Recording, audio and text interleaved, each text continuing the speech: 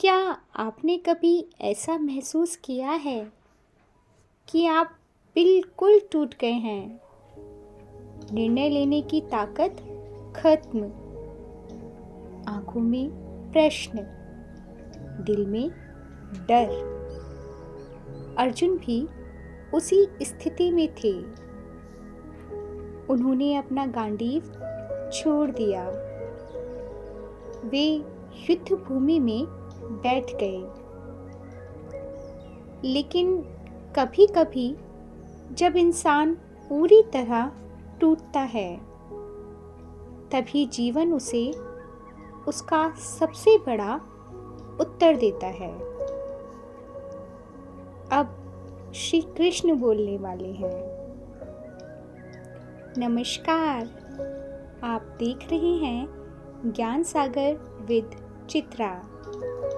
पिछले अध्याय में हमने देखा एक महान योद्धा जिससे पूरी दुनिया डरती थी, वह अपने ही मन के सामने हार गया। अर्जुन रो रहे थे, भ्रमित थे, कर्तव्य और संबंधों के बीच फंसे हुए थे। और आज उसी क्षण से आरंभ होता है श्रीमद्भगवत गीता का दूसरा अध्याय, सांख्य योग। अर्जुन का विषाद केवल उनका नहीं था, वह हमारा भी है। जब हम जीवन में किसी कठिन मोड़ पर खड़े होते हैं, जहाँ हर रास्ता दर्द देता है, हमें भी अर्जुन बन जाते हैं।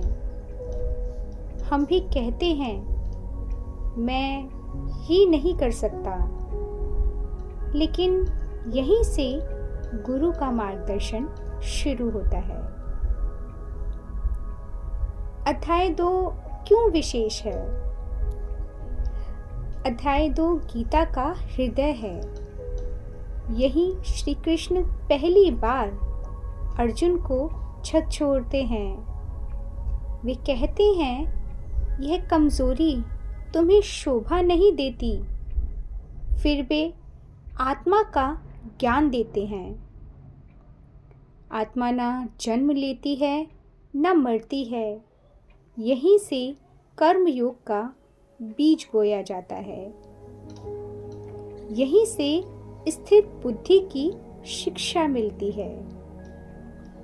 यह अध्याय केवल दर्शन नहीं है, यह जीवन जीने की दिशा है। आइए जानते हैं इस अध्याय में आगे क्या आएगा।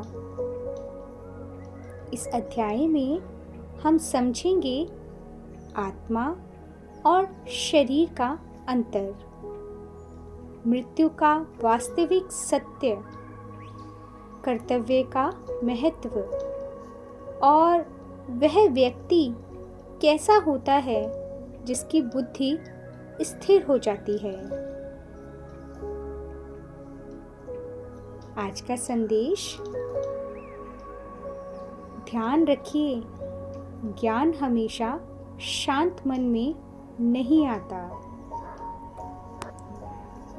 कई बार वह टूटे हुए मन में प्रवेश करता है। अर्जुन का विषाद उनकी कमजोरी नहीं थी, वह ज्ञान का द्वार था। और अब श्री कृष्ण उस द्वार को खोलने वाले हैं। अगली वीडियो में हम अध्याय 2 के प्रथम श्लोक से शुरुआत करेंगे और देखेंगे श्री कृष्ण अर्जुन से सबसे पहले क्या कहते हैं।